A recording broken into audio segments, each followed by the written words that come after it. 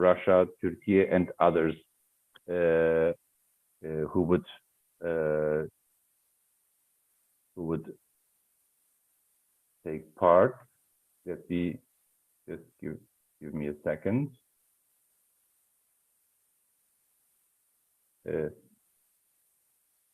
Your colleague Shafak, Ms. Trifkovic is waiting at the door. Our expert from Serbia, would you be so kind and let her in?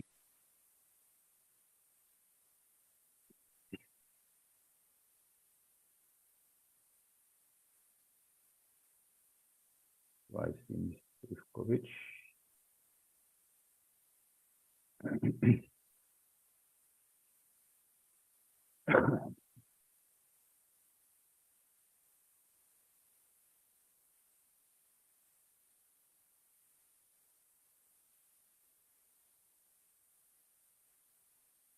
Good morning, Ms. Trifkovic. Do you hear me? Hello. Hello. Can you hear Ms. Trifkovic? Hello. Hello. Can you hear me? Hello. I can hear you, Mr. Mitrakovic. Let's Yes. just check whether Ms. Trifkovic can hear us. Hello. I'm not seeing her right now. Let's see her. No.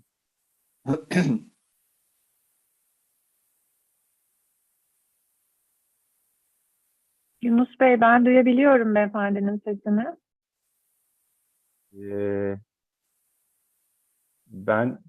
Siz kimin sesini duyabiliyorsunuz? He means the Serbian guest, not the. We're waiting for a South Serbian colleague. Yeah. We have two each. That's Hello. that's normal. Actually, my surname is Belarusian because my father was born from that places. But I understand that we have similar surnames with Serbians. Yeah.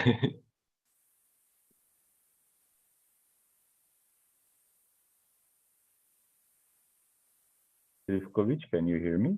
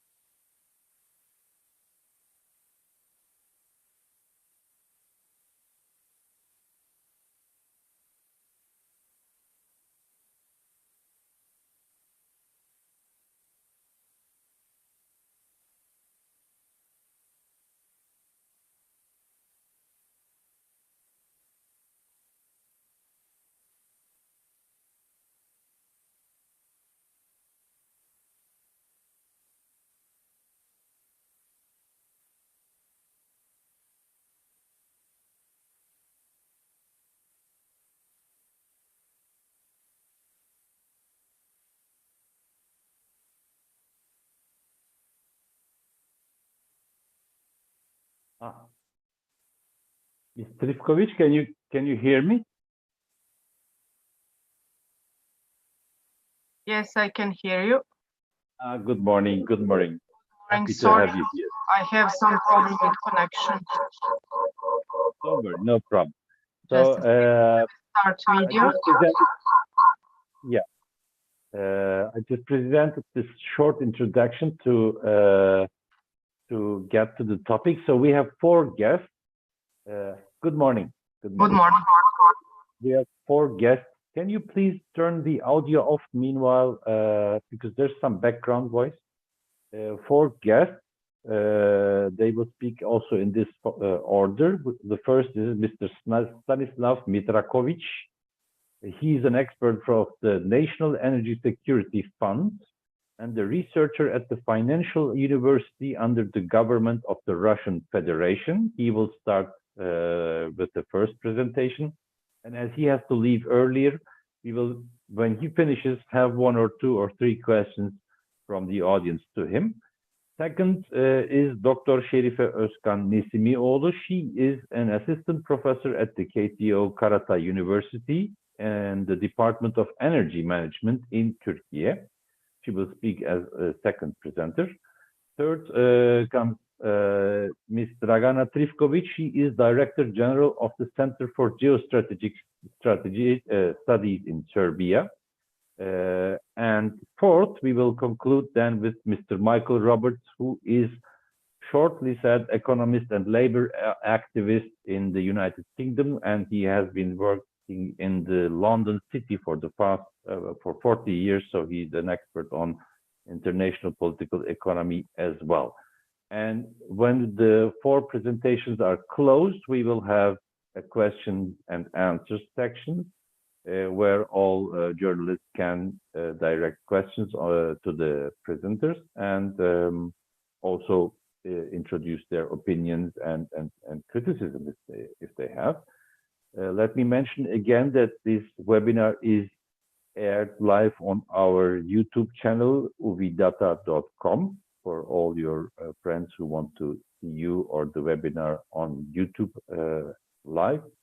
And with this, I would just give the floor right away to Mr. Mitrakovic to begin his presentation. Hello, and thank you for having me today.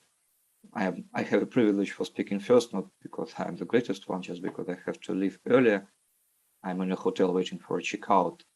So I would like to cover a couple of issues here, and then I am ready to answer your questions if you have any. So what is the most important thing is that the current crisis and current economic war between Europe and Russia, especially in the energy sphere, it basically destroys the rules of the game in international trade that existed earlier.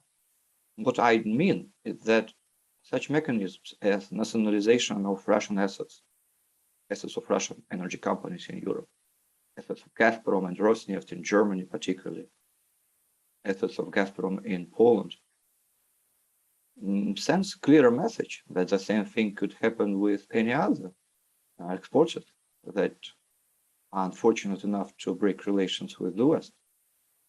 For example, I will not be surprised if something wrong happens with assets that Saudi Arabia or Qatar or whatever other countries or companies have in Europe. We all do remember that several months ago, Qatar, for example, was portrayed as a savior of Europe from Russian gas, dependence on Russian gas. I personally speak as someone who spent 1 month and a half in Doha in spring 2022, and I've been observing plenty of European energy diplomats coming to that city, saying that we definitely need your gas, need additional supplies from Qatar in order to substitute Russian gas. But several months have passed, and now we face some surprisingly new facts about Qatar. Saying this is a part of sarcasm. We know that Qatar, that happened to be kind of a theocratic monarchy. Qatar happened to be a place that had some unnatural relations with some European politicians, including some issues concerning football cap, and European media reported many things about this country. And it happened just after Qatar said that it requires long-term contracts with Europe, and Qatar is not raising price cap mechanisms. Along with nationalization, price cap mechanisms are also something that damages international trade relations, because everybody understands that after the price mechanisms are used against Russia, the type of mechanisms can be used against any other supplier in energy sphere, and not only energy. Why not put a price cap on Saudi oil, Qatar gas, Algerian gas, or industrial products from China, or agricultural products from Africa, or whatever Europeans want? Once again, it's a kind of destruction of international trade relations, at least how we understood it previously, because now we don't have market mechanisms. Possibly we'll have a desirable price mechanism can be imposed just because some politicians want it to happen. And as I mentioned earlier, Qatar openly said that it denies the role of Europeans to impose price just because they want to do it. Qatar said it would feel itself free of obligations to sell gas to Europe if and when price mechanisms are introduced against Qatar gas. It will be interesting for me to see how European energy diplomats are going to visit countries like Algeria or Azerbaijan or Nigeria or many others and ask them once again, we need additional production products on your territory, we need additional logistic products. Just invest more in your gas production, invest more into logistics, but probably several months will pass and we'll introduce price cap against you, just for fun. So will these people who make important strategic decisions in gas sphere in Azerbaijan, in Algeria, in Nigeria, in Qatar, will they be happy to hear such proposals? Will they have confidence in their European counterparts? If European counterparts behave in such way, I am not exactly sure. So this thing is not only about Russia and Europe, it's about general rules of the game in international energy trade. And take into consideration that at first, the price cap mechanism for gas was designed to be an additional weapon or instrument against Russia. But after several months of discussion, it turned out that the share of Russian gas in the whole gas balance of European Union fall drastically from 40% to about 8%, not counting the gas, Russian gas that was previously bought and stored in underground inventories. But if there is any need to introduce price cap against someone who has just 8% of your gas balance, so the whole strategy turned into introducing price cap against all the suppliers. And it will be very interesting for me to see what will be the reaction of LNG exporters. Well, for now, price cap is something that was just announced. We don't know exactly how it is going to work. But if I were an LNG trader, if I was an LNG exporter to Europe, I would think now twice about having specific plans for delivering gas exactly for Europe. Probably I'll think more about going to Asia. Well, coming back to Russia, what Russian proposals here? Well, definitely Russia will have to spend time and resources to reorganize its gas export. It's much harder to do than reorganization of oil export, just because most of gas travel to Europe via pipelines. There is a need for new pipelines to China that will take about, 3 years at minimum to construct. Power of Siberia 2 and Power of Siberia 2 pipeline will not be able to carry all the gas that Russia previously carried to Europe, which is necessary to reroute about 150 billion cubic meters a year. That's a huge amount of gas. As for LNG export, well, it is necessary to mention that for now, Russia lacks its own technology for large-scale LNG production. Unfortunately, Russian companies that demanded some benefits from Russian government, they all organized their LNG projects on the basis of import technology, on technology that was imported from the Western companies, like Air Product Company or Linde or Shell. That are not Russian technologies. And once again, it takes about 3 years to create Russian-owned technology. It was stated by Mr. Michelson, who is head and owner of Novatec company that deals with LNG in Russia. By the way, I had the privilege of giving a lecture in a corporate university of Gazprom about a year and a half, and I asked them, what are you going to do if a German company, Linde, decides not to give you technology for your own project of LNG on the Baltic Sea? I was told that this is not going to happen. In reality, that's exactly what happened. Linde decided not to give the technology for Gazprom. Linde is a very famous company specialized in technical gases. It had an experience of working in Russian Federation, previously Soviet Union. It worked even in Russian Empire in the beginning of the 20th century. But for now, it is out of the game. So several years may come before large-scale LNG production in Russia is developed. There are possibly ways to deal with middle-scale LNG production. There are ways to multiply this technology. Russia does possess its technology for middle-scale LNG production. But once again, it all takes time. For gas pipelines to India via Central Asia, even more timing is needed there. And the last thing about Europe. For Europe also, this is a problem of necessity to find equivalent of Russian gas, substitutes for Russian gas. I mentioned earlier, there are problems to find state of trust between Europe and other suppliers. Difficult to do it in a situation when Europe does everything just to show that you cannot be confident in their commitment to the rules of the game. Probably there is no any commitment to the rules of the game from European side. I don't think that someone is going to freeze in Europe. I think that out of the question, Europe is going to do the other thing. It just greatly reduces demand. The demand has already fallen by more than 10%. It's huge if you count the whole side of European economy. And this means not freezing for people, but it means partial deindustrialization. It means losing competitiveness of European economy, especially in energy-intensive industries like chemistry, metallurgy, machine building. Some of the companies already said that they're going to migrate to other places like United States of America, China, and even Turkey. Why not? Because these are all countries that enjoy lower prices for energy. And this is so important for energy-intensive industry. To what extent this will benefit Europe? Well, it's up to European politicians and up to European voters to decide. But if I was a person who lived in Europe, I would say that losing competitiveness is not something that could be desirable, even if we are not talking about reason of people in the streets.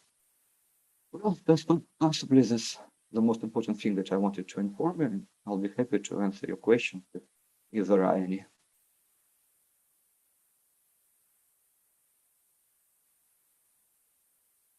Thank you very much, Mr. Mitrakovic, for this very brief and focused presentation. So do we have questions to Mr. Mitrakovic? Here comes the question. Turkey be just a gas hub?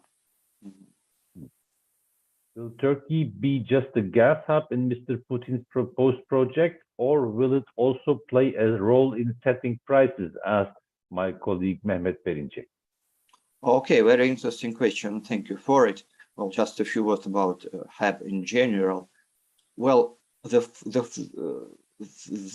sheer fact that Putin said that he wants gas hub means that Putin has a desire to fight still for European market.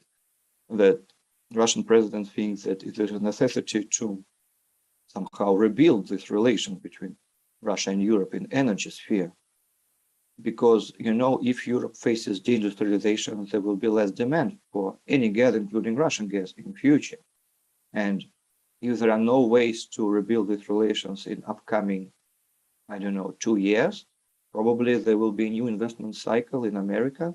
There will be a huge additional amount of LNG, let's say, in 4 or 5 years from now. And in this case, this market could be, I mean, European market could be lost forever for Russia.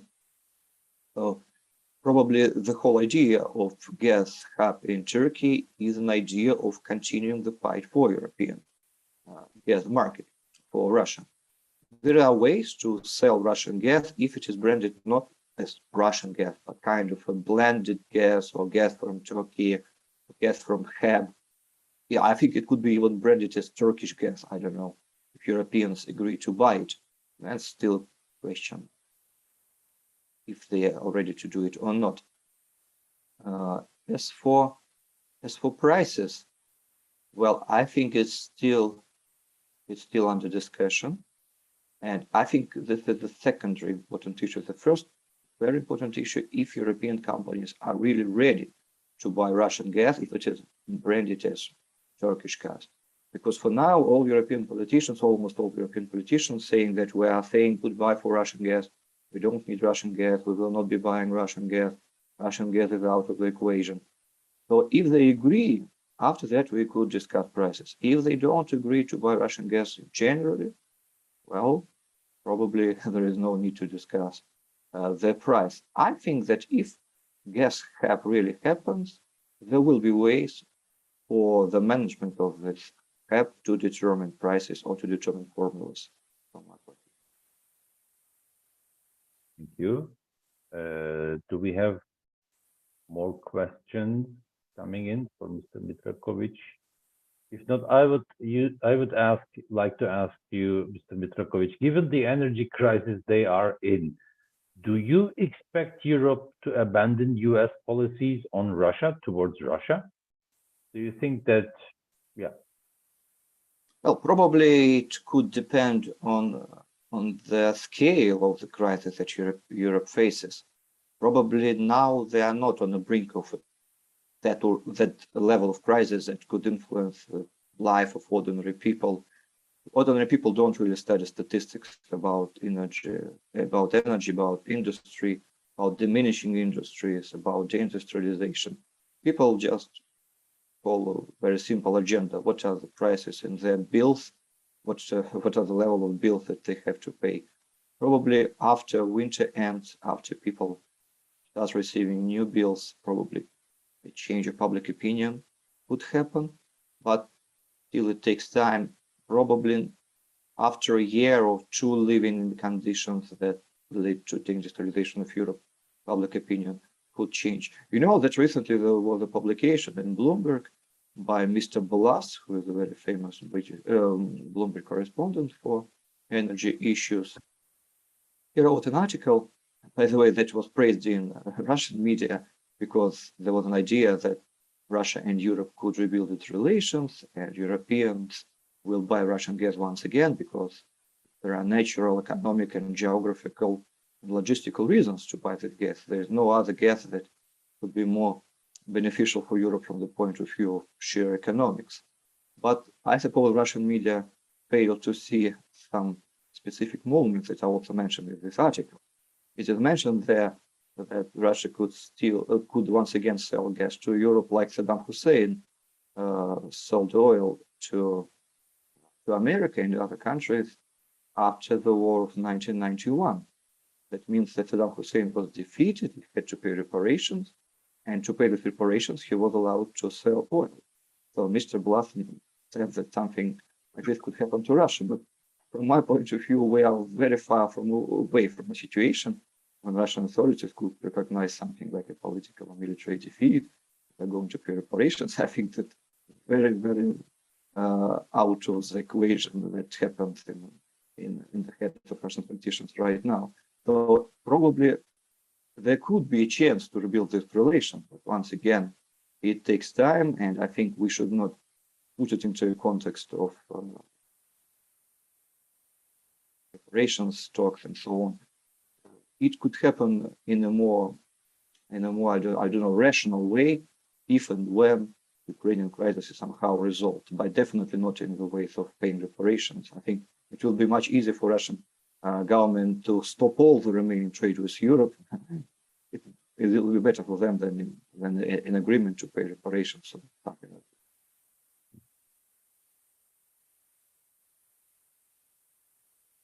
Thank you. Do we have other questions from? Here comes one from Miss Odile, I think. She asks or argues, Miss Mojon Cheminat, I hope I pronounced it right. Let's assume that the European policy towards Russia changes and that it starts again to buy Russian gas. Here's the question: how long would it take to rebuild the capabilities, pipelines, etc.? Yeah. Well, according to Alexei Miller, who is head of Gazprom, it takes about 1 year to repair Nord Stream 1 pipelines. And as for general political desire to agree to a kind of a compromise with Russia and start buying Russian gas, I just answered this question previously. Yes, there are talks about this. You know, I just mentioned an article by Mr. Bluff in Bloomberg. So economically and logistically, geographically, there are reasons to do that. But if Europeans agree to buy Russian gas only if Russia agrees to pay kind of a reparation to Ukraine, I think that's out of the question for Russian authorities. If they agree to do it not because of reparation, but because they do understand that they need to maintain their own economy, they need to save at least partly their industries, energy-intensive industry. In this case, why not? I think Russia will be ready to rebuild the pipelines and sell this gas once again. If there was no desire from Russian side to fight for European market, there could be no idea of Turkish HEP. The main idea of Turkish HEP appeared just because there is a desire from Russian side, from the side of Russian authorities, to continue the fight for European market. Thank you very much. Do we have other questions? If not, we would like to thank you. Oh, there comes another one, the last one. No, this is the one we asked already, the energy crisis and the likelihood of Europe to abandon US policy. Last call for any questions for Mr. Mitrakovic before he misses the last call for his flight. So last call, Mr. Mitrakovic, I would like to thank you very much in the name of United World International that you have taken the time, given your tight schedule, given your travel plans, to still share your opinions with us. I think I, for myself, learned some important arguments, listened to some important arguments, and we are looking forward to have a longer dialogue with you the next time, or contact you for interviews for our website to get deeper into the aspects that you touched upon today. Thank you. I'll be happy to join you once again anytime it is possible. Thank you for invitation. Thank you very much. Bye. So now then we continue with our second presenter, Mrs. Şerife Özkan Nesimioğlu, Dr. Nesimioğlu. She is assistant professor at the KTO Karatay University, the Department of Energy Management in Turkey. Turkey, well, this is the place where this energy gas hub is supposed to be constructed. So, Mrs. Nesimioğlu, do you hear me? Yes, I can hear you. Can you hear me? Yes, we can hear you loud and clearly. Please, you have the floor. Thank you. Thank you for your invitation, and thank you, our listeners, to come here.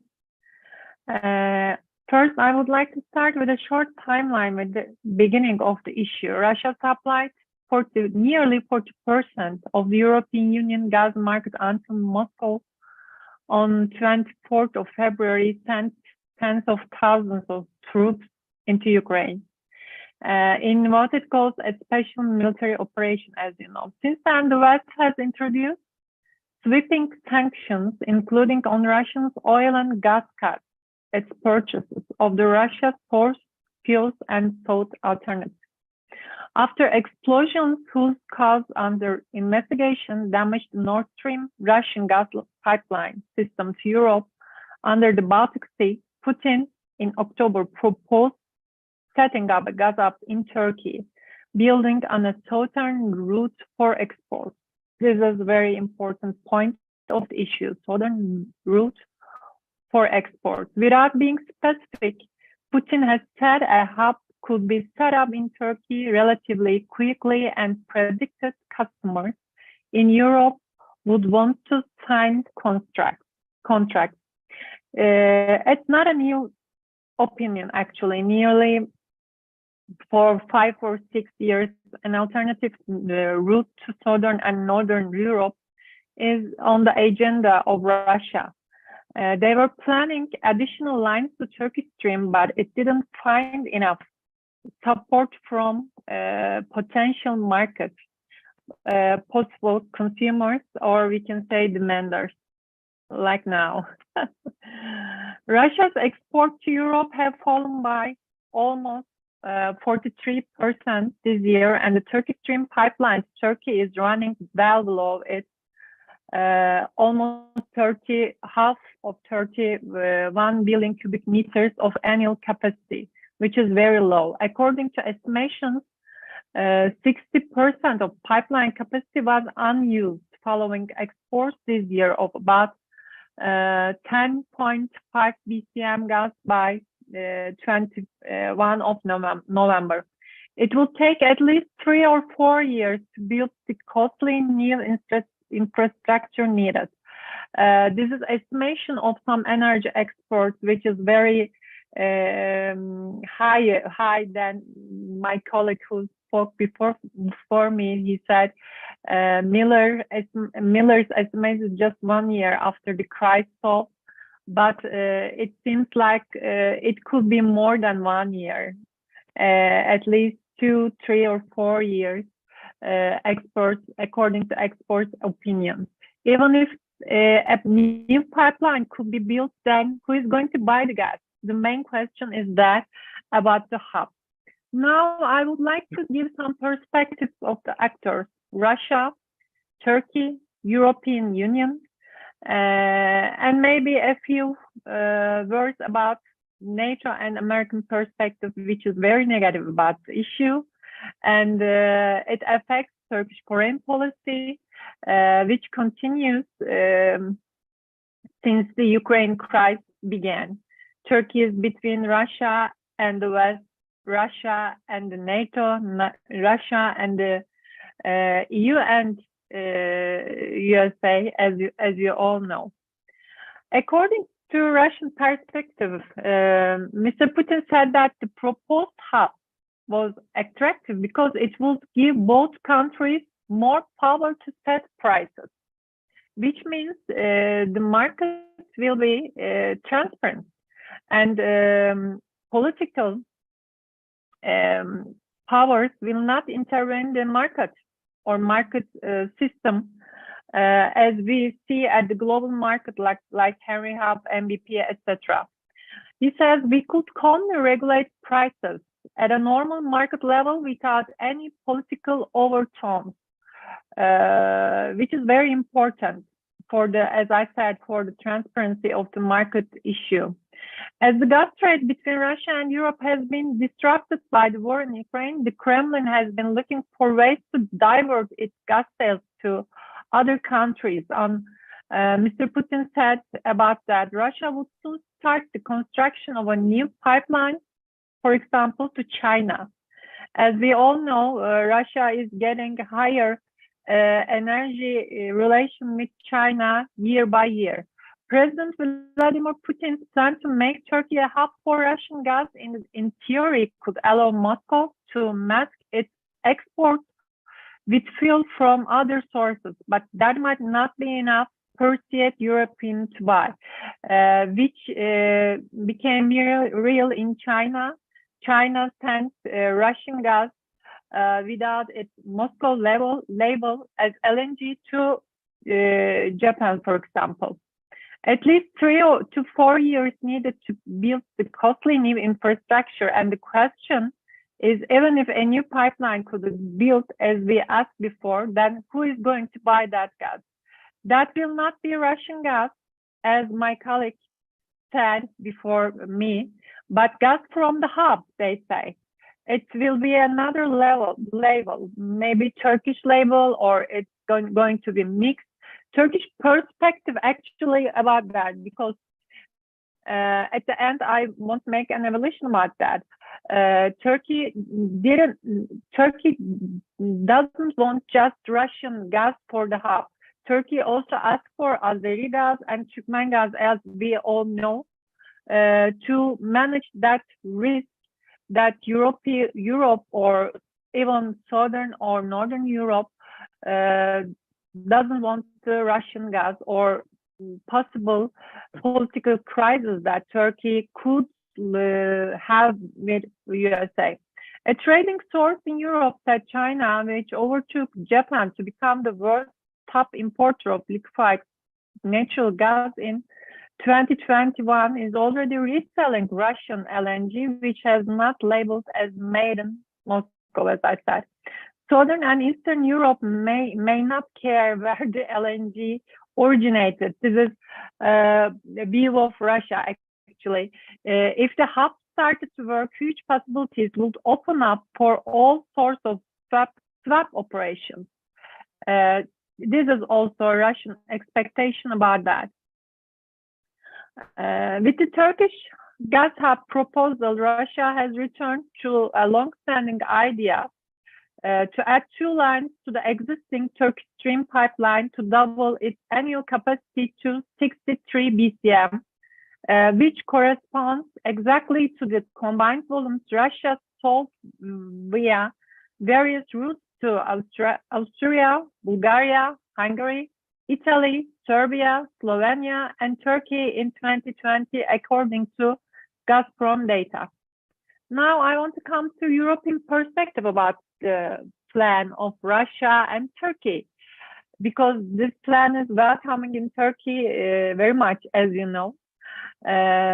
Existing pipelines provided enough capacity to increase Russian gas flows to Europe. According to European perspective, the idea that Europe needs additional pipeline capacity to obtain more Russian gas is not correct. And there are also some other questions about that. Does Europe need the project, given the determination of the EU countries to forego Russian gas in the near future? Would it be possible to reconfigure gas flows with the European Union, as there are no existing links that would connect to the proposed hub from Northwestern Europe, which used to get gas via Nord Stream 1? What will be Nord Stream 1, actually, the point. When we come to Turkish perspective, Turkey is supporting strongly this project, because establishing a gas hub, actually, in Turkish energy, one of pillar of Turkish energy security policy, which is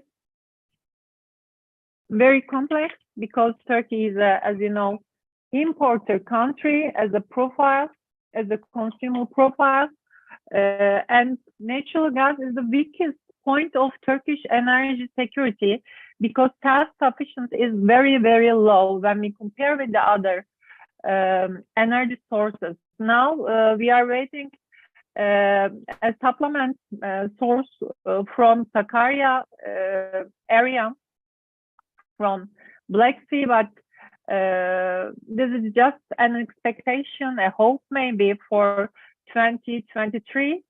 It could give us additional capacity, additional local capacity, actually, but it won't be enough for Turkish demand, actually, sorry. Yet although it has the most advanced natural gas infrastructure in Eastern Europe, due to the investments made by the public sector giant Potash, in recent years, its failures in realizing the gas market have served as major obstacles in pursuit of this goal. This opinion belongs to Eser Özil, who is an important energy expert in Turkey, and it's a reality, actually. Turkish gas market has some liberalization problems, and this seems like the main obstacle in front of a liberal, transparent gas hub market in Turkey. First, Turkey needs to make some legal regulations before that project begins. There are also some uncertainties about the project. For example, neither Gazprom nor the Kremlin provided a cost estimate for the Turkish hub idea. The position of the Netherlands Nord Stream 2 gas pipeline, what will it be? What will the capacity be? Who will the suppliers of the hub? Just Russia and Azerbaijan, or Russian gas will label as Azeri gas, which is very possible because just a few weeks ago, Russia made an agreement with Azerbaijan to supply 1 million cubic meters natural gas to Azerbaijan. What will it be? Who will buy the gas? The main question again. Is Russia meant a gas hub like TTF, MVP, or Henry Hub, or something else?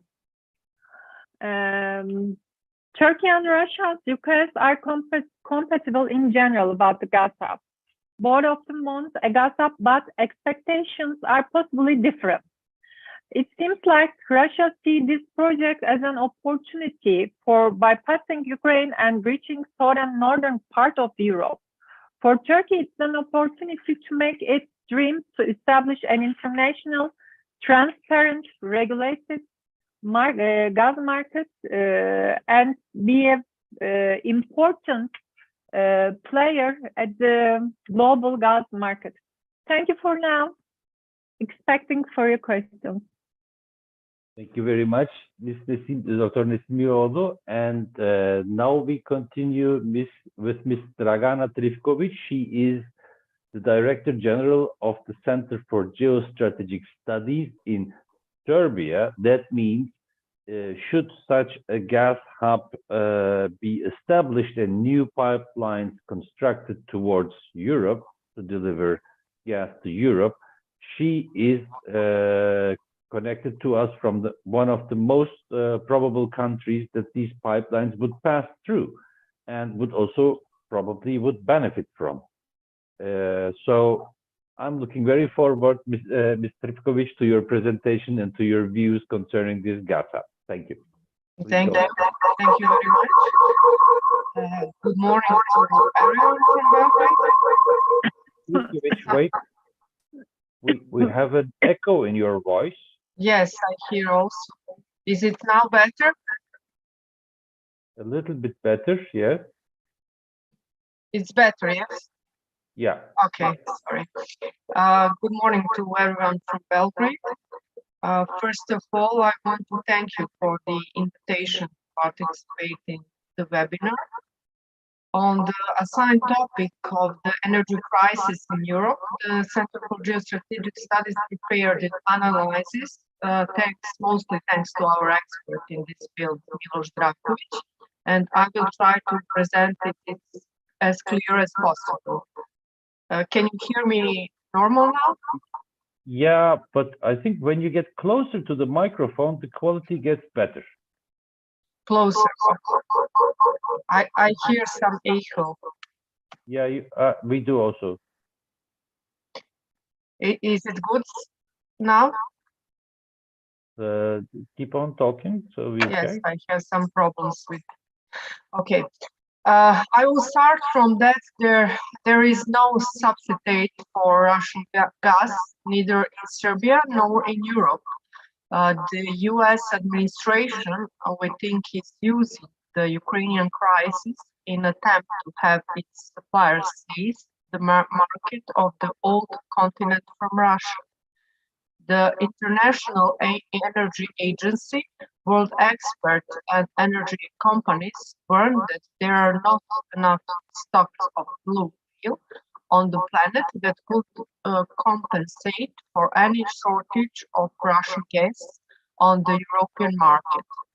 Apart from that fact that LNG is available in small quantities and it's extremely expensive, when it comes to Southeast Europe, Serbia, there is no infrastructure that could be used to transport it to our country. With the construction of the Balkan Stream, whose capacity is 15.75 billion cubic meters per year for Balkans and other countries, and the agreement with the Russian president on the more favorable gas price, our country ensured a safe supply of citizens and the economy. There is no possibility that Serbia receives gas from any other source, and certain circles in our country emphasize the importance of the interconnector between Serbia and Bulgaria, which is being built with the support of the EU and the European Investment Bank. Brussels and Washington are pushing this project because of their geopolitical interest. Apart from the fact that the gas pipeline has a modest capacity of 1.8 billion cubic meters, there is no guaranteed gas that could reach Serbia via this route. According to some sources, possibilities are opening up to supply Serbia with natural gas from Azerbaijan, from the gas pipeline on the southern gas corridor, as well as LNG terminals in Greece, or those that in the future can be a source of gas for our region, such as Eastern Mediterranean. There is not enough LNG, and it cannot compete with prices. American companies are limited; they cannot export large quantities. And the next option that is mentioned as a possibility perspective is the blue energy from the Mediterranean gas pipeline, EastMed, and the agreement on its construction was signed 2 years ago by Israel, Greece, and Cyprus. But the essential question is whether this gas pipeline will be built, because Israel, for its geostrategic as well as economic reasons, has an immediate interest in making a gas connection with Egypt. On the other hand, Europe embarked on a very accelerated green agenda. The transformation of the economy and the way electricity is produced. And Germany has rapidly started introducing energy from renewable sources. The consequences of such a policy is that at the end of this year, for the first time since the Second World War, it will be an importer of electricity.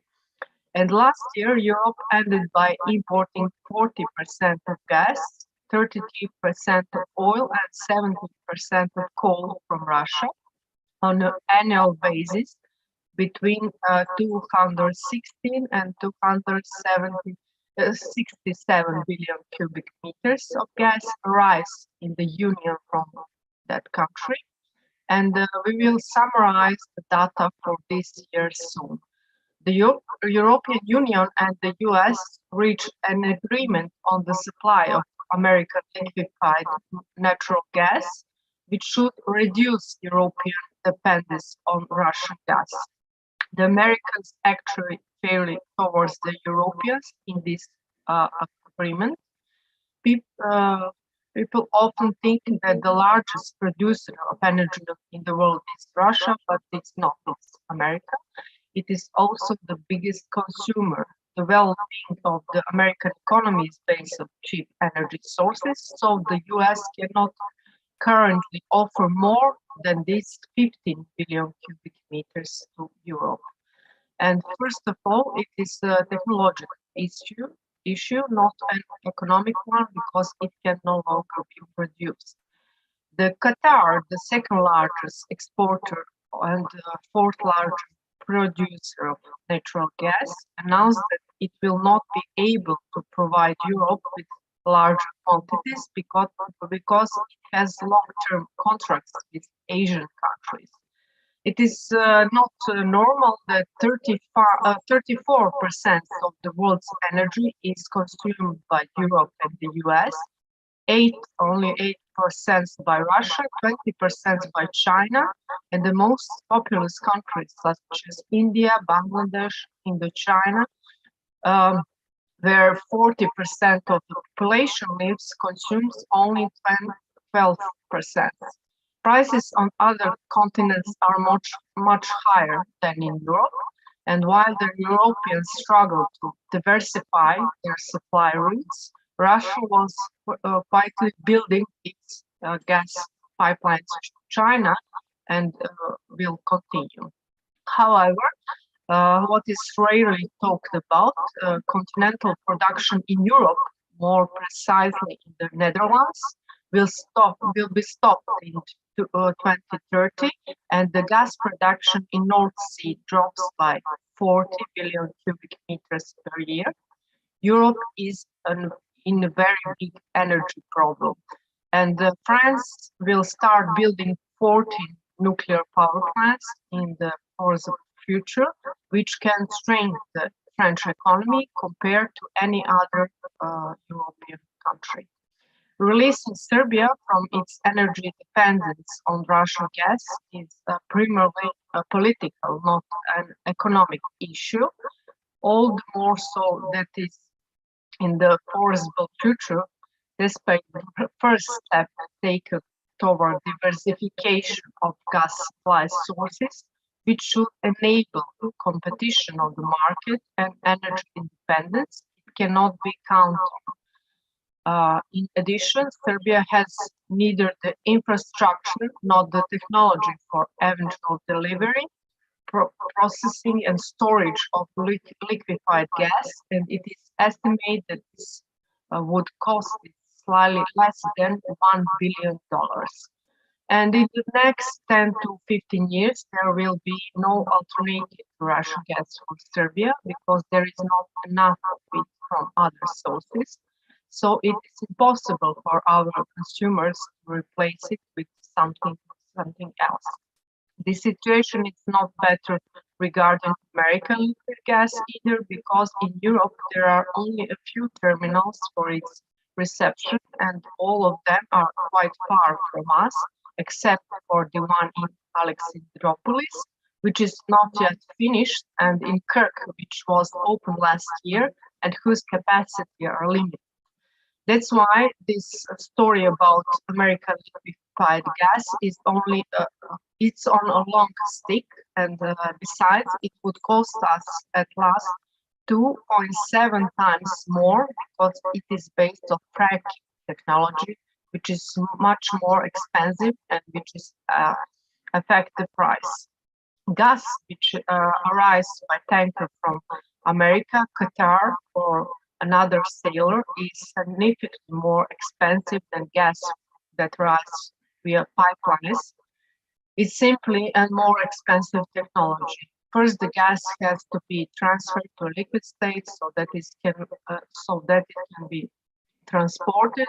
The journey takes time, and when it's reached a port in Europe, it has to return to a gas state again. For that, infrastructure is needed, and not even much larger countries in Europe have it, not Serbia. As for the Turkey, it continues to benefit the most from this conflict in Ukraine. Not only is in achieving the desired status of European hub for Russian gas, but it is also making a lot of money from processing diverted Russian oil, and this is in favor of President Erdogan, I think, who is preparing for election at a time when inflation is skyrocketing. Turkey managed to become the world's largest energy hub with the latest agreement with Russia and the European Union, and this enables it to lead a multipolar foreign policy. However, this does not automatically mean that Ankara is turning its back on the West, as they are often inclined to interpret in Washington and Brussels. The geopolitical location of Turkey could be of strategic and energy importance as strategic energy hub for Europe, for supplying natural gas from the Caspian Basin, Central Asia, the Middle East, and the Eastern Mediterranean Basin. Iranian natural gas and oil can also be transferred to Turkey, of course, provided that the negotiation of the revival of the Iranian nuclear deal are successful. And the flow of natural gas from large resource areas in Azerbaijan to Europe countries could be increased through the Trans-Anatolian gas pipeline in order to alleviate energy supply problems across the continent. The capacity of TANAP, which is currently 16 billion cubic meters per year, will soon increase to 31 billion cubic meters. By the end of the year, Turkey will complete the roadmap to realize its long-standing dream of functioning as a gas trading center. And Putin proposed the creation of the large gas hub for Europe and Turkey, and noted that the last volume could be moved there. He also emphasized that Russia will not supply energy products to countries that set an upper price limit for them, and the resource that is not now coming to the European market is being sold at exorbitant prices and fueling inflation. Ordinary Europeans are suffering, and year their electricity and gas bills are more than tripled. What does Russia have to do with this? They are constantly trying to blame their mistakes on someone else, in this case on Russia. And I think, in conclusion, that the Germans' chance was used by Turkey. Thank you very much.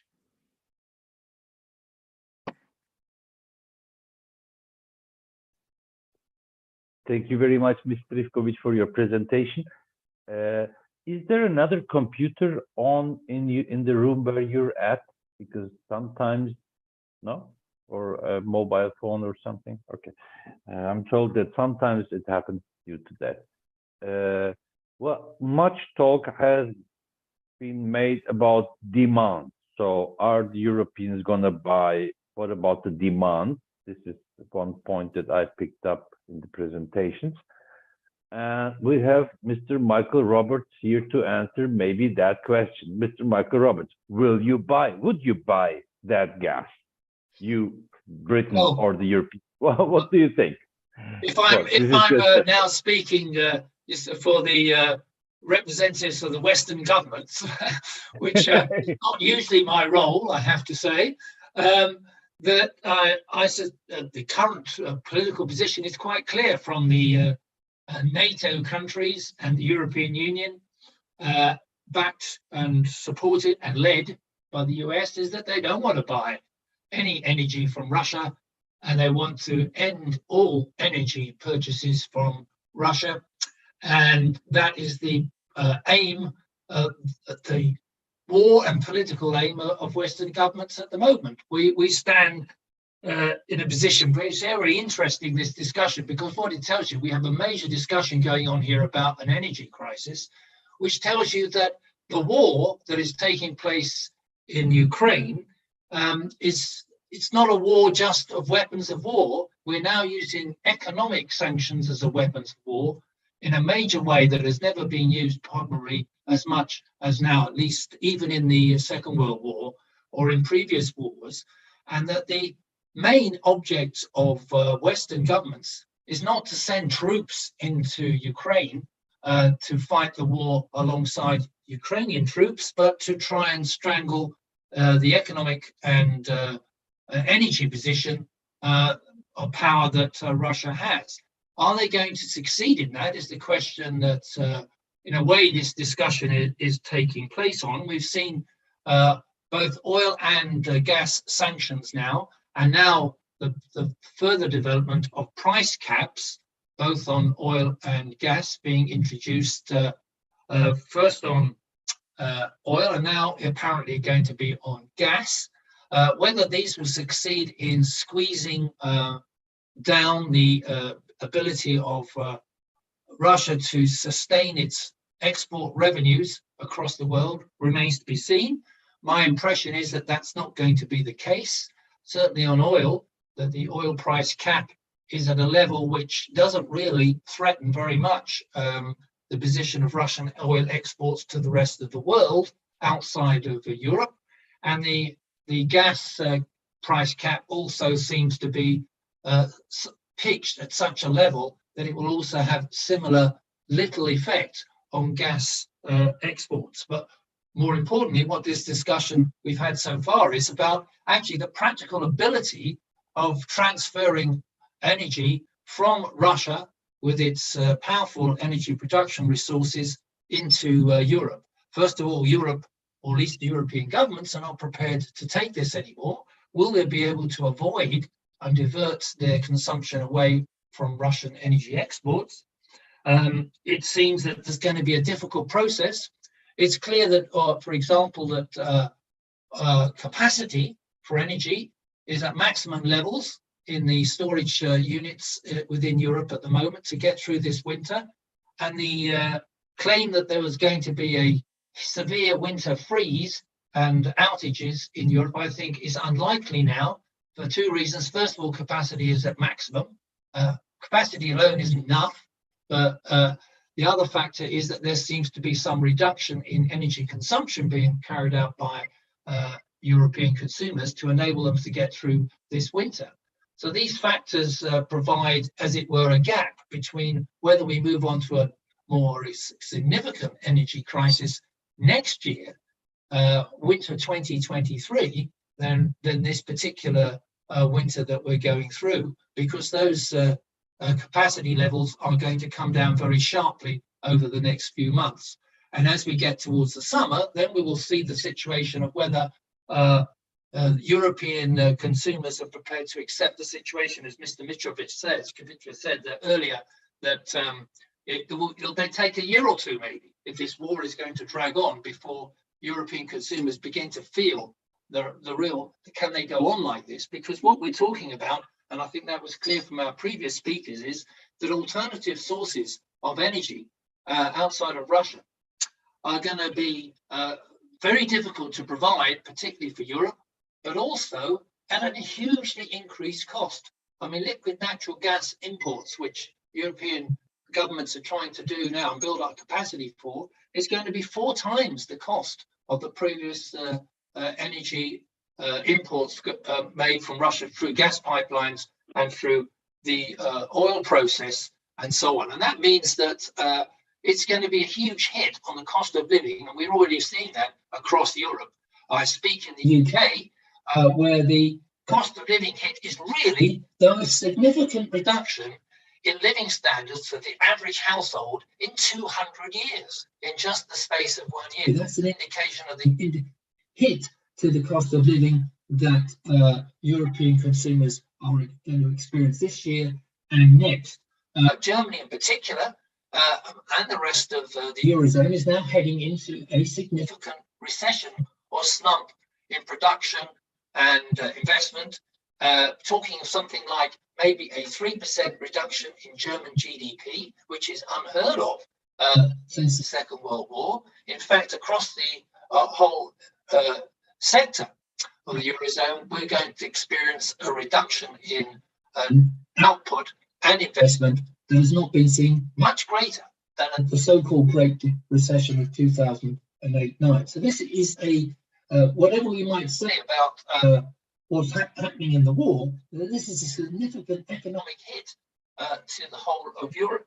And it's not something that's going to be resolved through this winter alone, assuming the war continues well into next year and beyond, but will not be resolved as we go into the following winter. Now, the question really is whether we're going to see a change in the overall energy supply and demand process that has existed up until the last several decades in Europe and the rest of the world. And clearly that seems to be the case. I cannot see a return by European governments, which is the original question, to using Russian energy over the next rest of this decade. There's going to be a significant attempt, despite the terrible situation facing European consumers over the next year or two, to switch completely to other sources. One of those sources, which is the subject of this debate, is could Europe be supplied with energy, or particularly gas, through a hub which would be based in Turkey and then go into Eastern Europe through the technology that might be available to do that, in order to provide an extra or alternative sufficient supply of gas to keep to avoid Europe having to rely upon liquid natural gas and imports, which are just going to be hugely expensive, particularly for small countries that we just heard, like Serbia. And can Turkey become this sort of hub?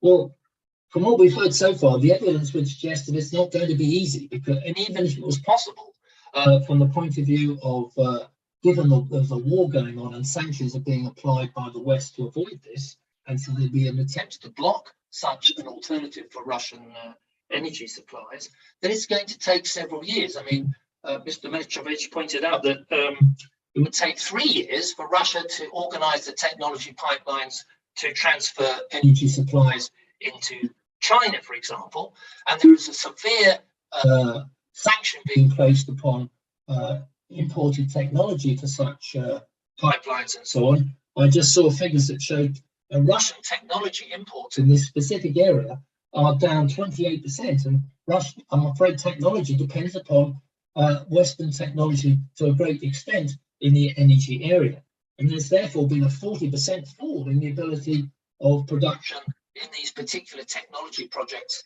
products in Russia. So they're not yet capable of providing the technology to create these new pipelines. In particular, to take a technology underneath the Black Sea from Turkey into Eastern Europe is a major technology project which is not available yet. And even if it was, we're talking at least about 3, 4 other people said maybe longer, several years before that would be in place. And in the meantime, we have a major conflict going on in Ukraine, and we have the application of these sanctions continuing. So I can't see that the hub idea is going to be a significant factor, at least in the period that we're talking about of the next 2 or 3 years, and maybe longer, as an alternative. And therefore we're faced with looking at what will happen as an energy situation in Europe and elsewhere. And it means if we accept the view that Western governments are not going to reverse this policy, even if there becomes a significant opposition amongst the European consumers to having to pay 4 times the price of energy that they used to pay. And that is seriously hitting a whole layer of people. Something like 40% of consumers in the UK will be unable to meet their energy bills in the next year. And that's in the UK, where it's not a question of direct gas and oil supplies from Russia, but from mainly electricity supplies supplied by France. And as pointed out, France has that option of nuclear power to provide that energy supply, both for itself and for countries like the UK. Although nuclear power stations in France at the moment are well below capacity because they're quite old. That is why France is planning a whole new range of nuclear stations to deal with it. But we're looking at, it seems to me, if we look at it geopolitically now, we are now looking at a completely different way in which energy is going to be supplied and consumed around the world. We're now going to have, as it were, a division between European consumers receiving their supplies from elsewhere apart from Russia, partly from North Africa, but that would be enough, partly from the US at extreme expense, partly from their attempt to create new forms of energy supply, but it's going to be spread over a period of the rest of this decade. And on the other hand, Russian energy exports and supplies going in a different direction towards the east and into Asia on a major way, probably not at the same level of export revenue returns as a result, but nevertheless a division that is going to develop geopolitically on the energy front. It's a complete disruption of the previous energy trade supply chain that we've seen before. Can Turkey, as it were, provide something in between, which allows energy from the Russia to come into Europe through the process of the hub and through the pipelines that could yet be built. So far from what our other speakers have said, and maybe they would like to comment on this, I can't see that being done in any quick time, if at all. But as I say, partly because of the technology still isn't there, partly because we're in the middle of a war, and I don't think that's going to be an acceptable process, and partly because I'm not sure that Turkey's got the facilities, the energy, and the money to provide that sort of hub. On a long-term basis, if Turkey became a gas and energy hub that could supply Europe, that would transform in many ways the position of the Turkish economy, which we know is in a dire situation as we lead up to a general election in next summer. Turkey is facing a massive problem with an inflation rate over 80%. That's way, way higher than anything else in Europe, where the current account deficit is huge and where it's relying very much on hot money from various sources around the world to finance its current account deficit and pay its debt.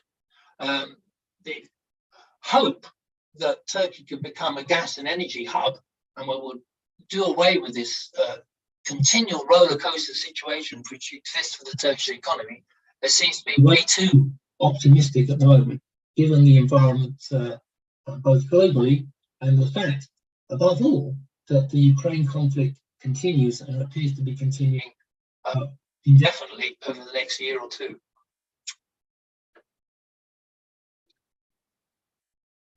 Thank you very much, Mr. Robert.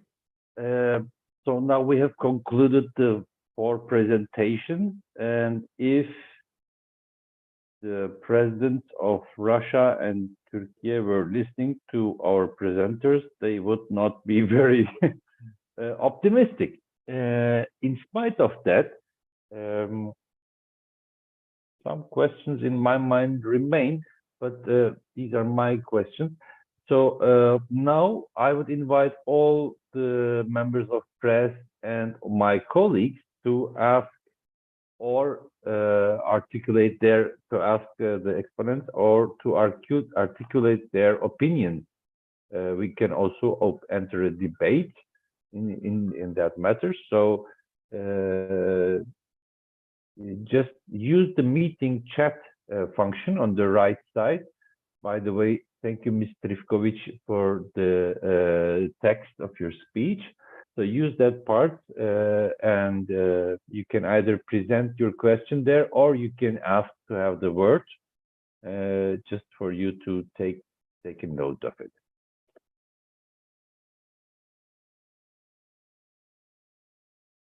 So I'll make the first step.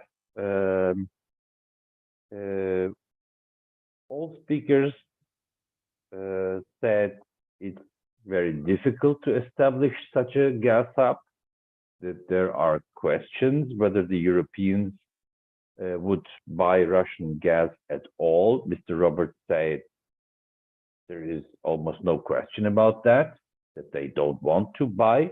But at the same time, they also, I think that was, again, you, Mr. Roberts, said that, for instance, the price caps on the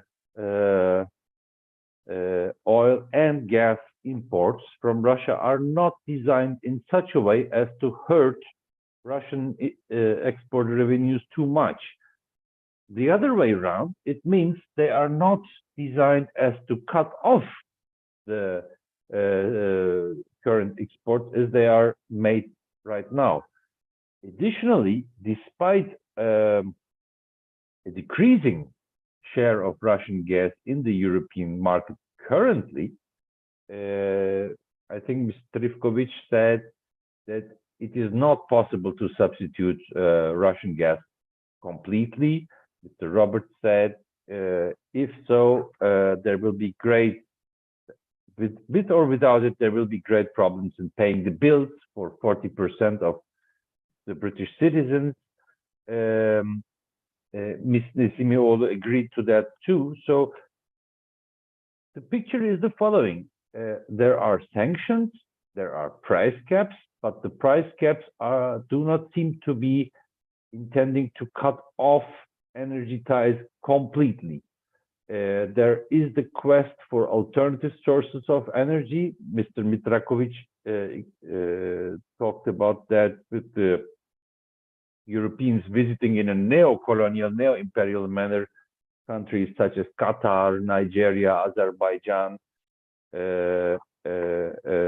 and looking for alternative sources, but they are not yet capable to get it. So I get the impression that to a certain degree, despite of the continuing war, some energy relations will continue between Russia and Europe.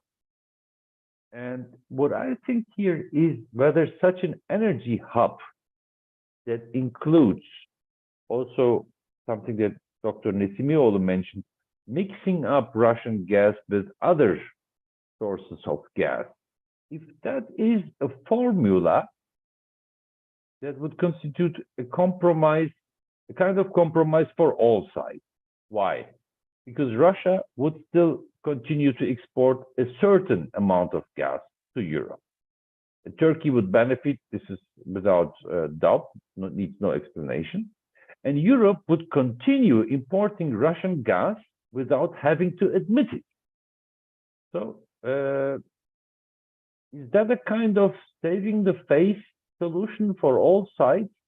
Like, we can continue supporting, from Western perspective, we can continue supporting the war in Ukraine, the Ukrainian armed forces, applying sanctions, but at the back door, we can rebrand it, import still, for a certain time at least, Russian gas, if it's mixed up with others and declared as non-Russian gas. Is that a bit the idea?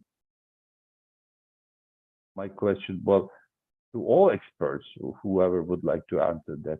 Well, I would just say that I think that, yes, I think that's quite a possible solution if the time was there. But maybe the other speakers would say, how quickly could this position even be in place? Because I think it would be correct, maybe if I can be corrected, that the idea that Turkey would be in a pipeline hub position in order to, as it were, mix the gas so that we don't see any country brand on it any longer in order to sell on into Europe. The technology and the pipeline, everything would not be in position for 3 or 4 years at the very minimum. In the meantime, what is happening with the war and with the energy crisis in Europe?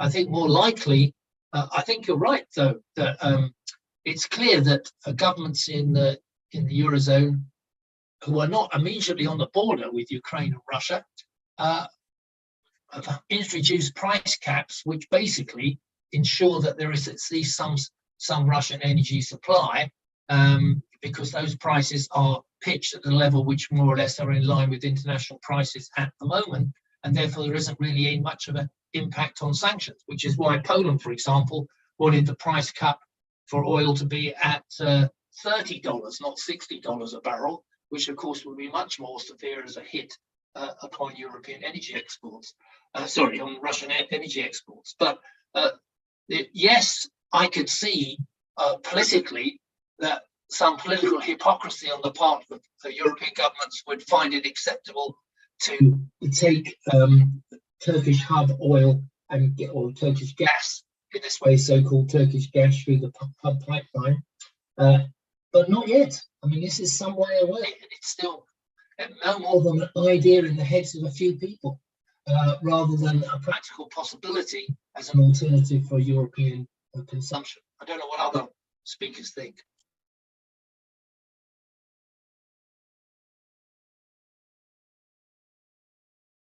Dr. Nesimioğlu, what do you think? Is that a probable idea? Would the Europeans kind of? Yes, exactly. It will be a middle way. Yeah, go ahead. Sorry, it will be a middle way. Sure, why not?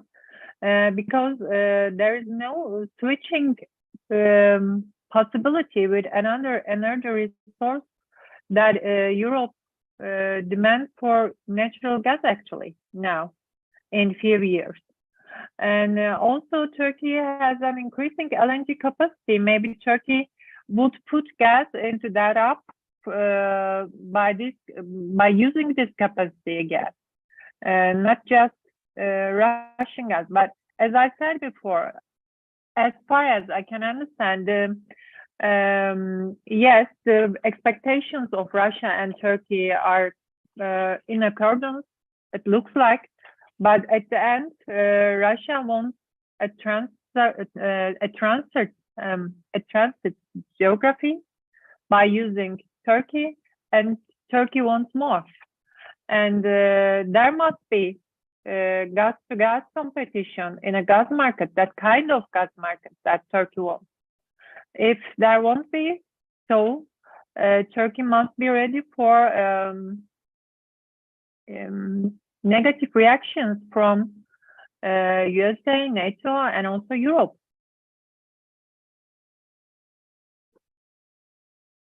Here comes a question from Mr. Perinçek to Mr. Roberts. How do you evaluate the attitude of the Gulf countries, the rapprochement between China and the Gulf, and between Russia and the Gulf, while there is an energy crisis in Europe? Is the axis of the Gulf countries shifting? Well, I think the evidence is yes. This is part of the transformation in the energy geography that we're beginning to see. We'll see over the rest of this decade.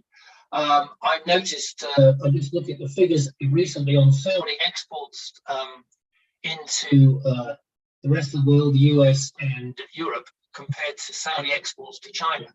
And from 2019 until now, there's been a dramatic change around where exports into China for Saudi oil and other energy liquid products have dramatically increased, and China is now the biggest destination for Saudi exports. This is a staggering new development where previously the US was.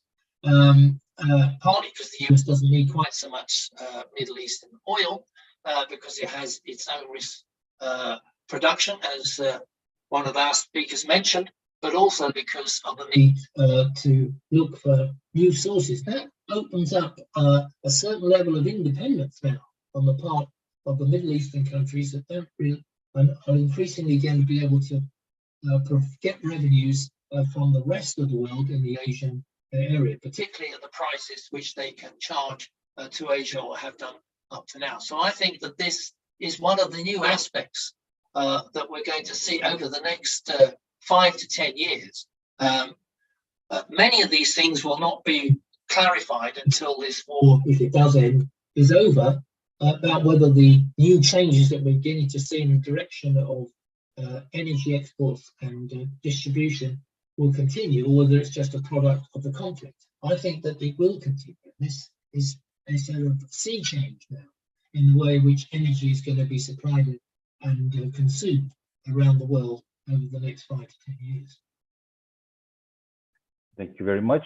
Here comes another question to everyone from Ms. Ayşegül Uçkun Özkan. Ms. Özkan asks, there is a key question now, who will buy this gas coming from Turkey's hub? However, there is another important question, she says. Does Turkey have sufficient capability to become an energy hub? She means in order to become an energy hub, a liberal economy should be established correctly, transparency is important, rule of law must be ensured, etc. Do you think, asks Ms. Özkan, do you think Turkey is sufficient in these matters? This is a question. Actually, I've already answered this question during my presentation. No, no, not yet. But I have to say that maybe we need to change our perspective to the question, who will buy the gas is important, sure, but the other perspective is who will have to buy the gas actually. Because there's a reality. Yes, Europe is increasing their LNG capacity. We can easily give an example from Germany. They already built a new LNG platform just it's a very new in their agenda, and they did it in 6 months, actually, almost. While Turkey and Russia are discussing gas hub platform or additional capacity to Turkish stream, the infrastructure activities will go on in Europe too. And LNG will be the game changer, sure. The focus of the Russia is Southern Europe, actually. So Mrs. Trikovic could answer that question. Will they buy or not? Actually, the question is that not this year or next year, they will have to buy, actually, after Ukrainian increase, possibly so. Thank you. Would you like to add something, Ms. Trifkovic? Yes. Well, you already said that there is no substitution for Russian gas, not a feasible one. But if you want. Yes, thank you very much. I fixed the problem with which I had because I was logged in twice. Sorry. So I think the essential is to see how European elites will act in the future, and this is also it needs to see how the reaction of EU citizens. It means that we have a really big crisis in European Union, and we are not talking too much about this. Because in the mainstream media, we don't have in Serbia, I will say, we don't have too much information about what is really happening in US. I'm communicating with my colleagues from other countries, Germany, Italy, Switzerland as well. And so we have in the past months, we have a lot of colleagues from European countries coming to Serbia to open some companies and to replace the business. And I know as well that there are the similar tendencies that the German companies are moving to US. So also we have not only economic crisis in the European Union, we have this migrant crisis, and also this is reflected on the situation in the society as well, because we can see that the people are not satisfied, and I will say in the Poland as well, not only in the Western European country, in Eastern as well, because they have really a lot of migrants now from the Ukraine, and that is the biggest question. I think we will see in the next year how European elites will act, because they cannot deal anymore with this dissatisfaction of European citizens. And on the other hand, I think the Russia has the alternative, because if we talk about that European Union cannot replace the Russian gas, I think Russia has the alternative in Asian countries. I'm not sure, it's not clear why, for example, Russia didn't start to build the second pipeline to China, instead the building the Nord Stream 2, which was destroyed in this terrorist attack. So I think these are very important questions, and for the European elites, I think they're still acting that they want to make all rules, and I think they are not in the position anymore to make the rules and to make the rules for all the ones. So I think maybe in the future they will understand this. Thank you very much. Do we have further questions? I could say that on the question of the questioner said that does a liberal economy need to be established with rule of law and transparency in order to achieve this new Russia-Turkey gas hub project? I think the answer to that is no. That both of those governments will be quite happy to do a deal and make it work, and they don't require any changes in the way in which they operate up to now in terms of providing the transparency and the rule of law that the questioner asked for. Whether Western governments would ask for that, again, I suspect not. I have to be rather cynical about the ability of both European elites and the other elites involved in here to be interested in any way in improving the democratic accountability of energy production and the pricing for the average consumer in Europe. It's a sorry thing to say, but I think we'd have to assume that these projects, if they're ever going to take place, will take place without any improvement in democratic accountability. Thank you very much. And I would also add to that Mr. Drakovic's opinion that currently the rules of the game of international trade are generally being destroyed by Western countries. I think this is also an important aspect that we have to have in mind, because, for instance, the non-functioning of the Nord Stream 2 pipeline is not owed to economical calculations.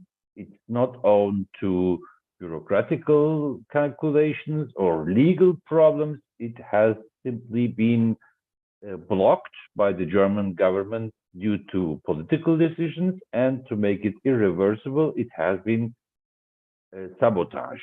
And the German government declares it is against the state's welfare, that's their formulation, to publish information about who sabotaged the Nord Stream 2. So generally speaking, I think we do enter the stage of energy politics, which is not simply a matter of energy politics, of economical calculations, legal frameworks, but increasingly one of great power competition or violence, war, actually, directly war. This was just like to make a reminder of Mr. Drakovic's argument that he kind of described the neo-colonial approach of European countries. Do we have further questions?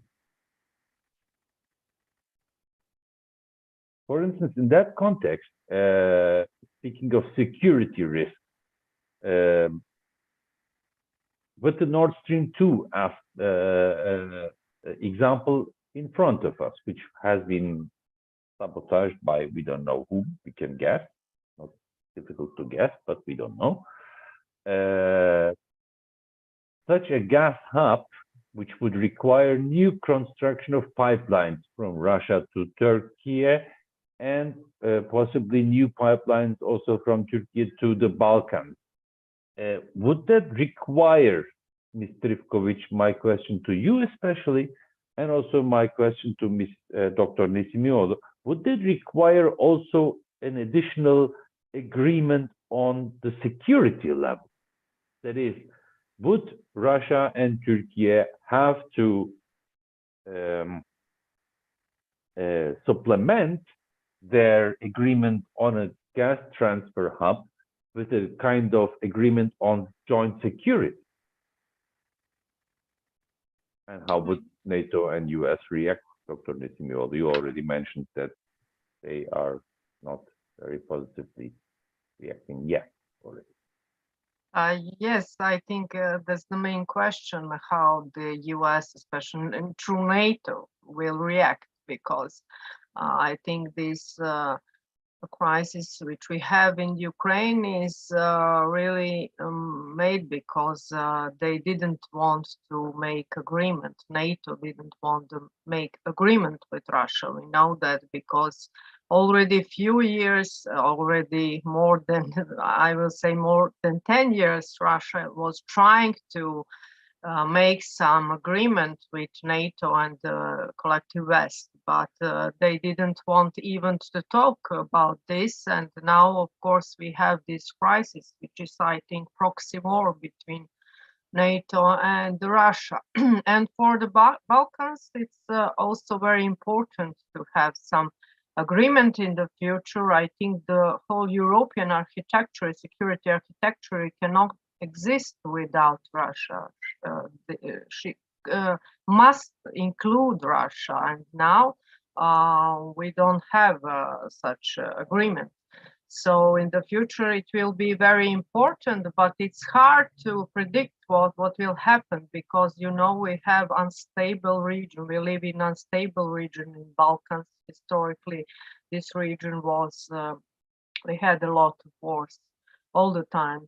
And now also we have a really conflict situation. This conflict situation exists from the 90s. We didn't resolve our problems. Even there, I think it's my opinion, the problems were increased after this Yugoslav wars, intervention, NATO aggression, and so on. So we, in some way, I think we have these frozen conflicts, which are controlled from Western countries, especially from United States, which increased the influence in Balkans after 19th, after the break of USSR. And they built this bone steel base, military base, biggest military base in Europe. So they want to control this region, and they don't want to allow this influence, increasing influence of Russia, for example, and China as well. So we will have maybe in perspective, we have this potential conflict situation.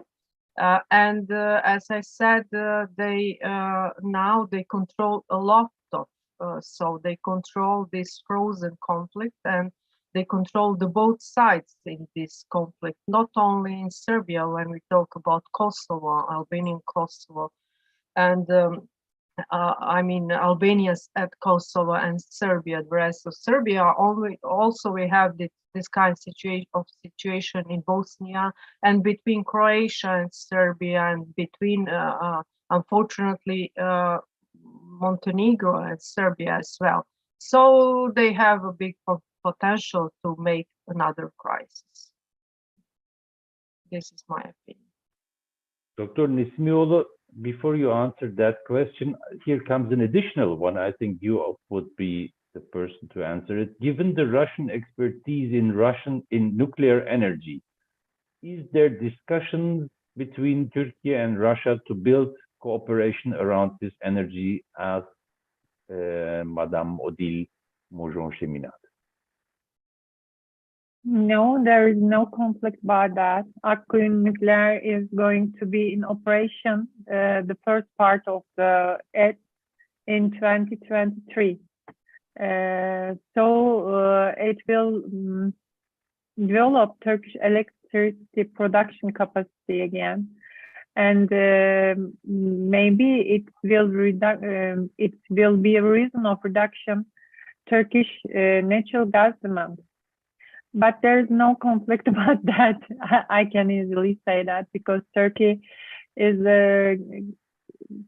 getting bigger and bigger by its economy and population. And as we know,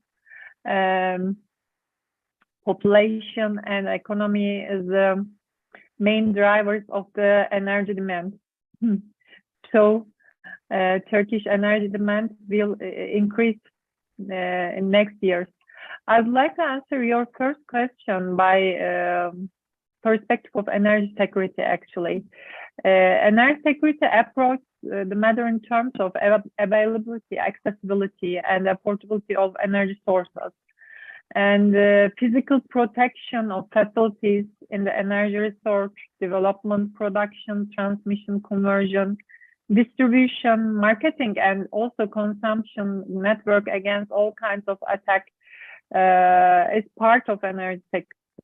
When we look at all those issues, we can easily say that demand side is always more fragile than supply side because you can't manage some risk which arose from suppliers. As we lived with Iran, as also we lived at the Blue Stream with Russia. It doesn't mean establishing a gas hub in Turkey. We can easily manage the risk because we are not the source of the gas. We can't manage the gas cut from Russia, which could be because of that kind of cut. Actually, before the Ukrainian war, Russia was mostly secure and how can I say it? Trust supplier for Europe. They don't use energy as a weapon for me. Yes, there were some crises, again, because of Ukraine, as we saw at the past, but they were not because of Russia. In contrast, Europe always argue about that issues with Russia, especially because of pricing issues. So the risk is very high for Southern Europe because they are depend on Russian gas more than Central Europe, European Union, other countries of the European Union. So next year we can see an energy crisis if political crisis won't solve between NATO and Russia, between Europe and again Russia. Thank you very much. Do we have further questions? Okay.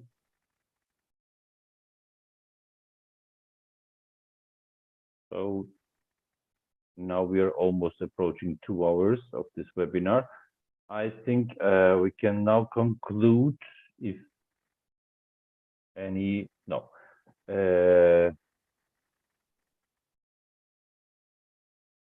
Yes, this webinar has presented us, I think, with a lot of questions on European energy policies, future, on their energy import future, with a lot of questions, concrete questions on what to do exactly to establish this transfer hub here, with questions on security. This was the last point we talked about. But I think questions are an inevitable part of profound global change, which Mr. Mitrakovic introduced at the beginning with the destruction of rules of game, and which seemingly all other participants more or less agree to, that we are living in a world of transition, and this transition process itself presents us, of course, with question marks and also with opportunities, which need a lot of work, which need a lot of thinking, which need a lot of planning, and which bear uncertainties without doubt. But I think I have learned a lot of on the matters which our countries, a lot about the obstacles that we have to overcome if we want to ensure energy security, deepen energy trade relations. So in that sense, I would like to thank you all very much. Starting this time from the West, Mr. Michael Roberts, thank you very much for your presentation. Ms. Dragana Trikovic, thank you very much for your presentation. And Dr. Şerife Özkan, thank you very much for your insightful presentation. And I would hereby then conclude the webinar on behalf of United World International. This webinar will be visible on our YouTube account if someone wants to revisit it. Thank you very, very much, and we hope to stay in contact with you and make more use of your insightful opinions. Thank you very much. Thank you. Thank very you. much. Bye-bye. Thank you. Thank you.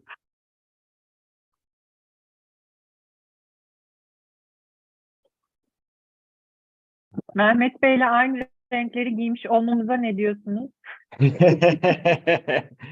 Evet, valla dışarıda içeride iyi denk gelmiş. Evet. Görüşmek mutlu olduk. dileğiyle. Hoşçakalın. Çok sağ olun, Kıymetli çok teşekkürler. Hoşçakalın. Hoşçakalın, iyi çalışmalar.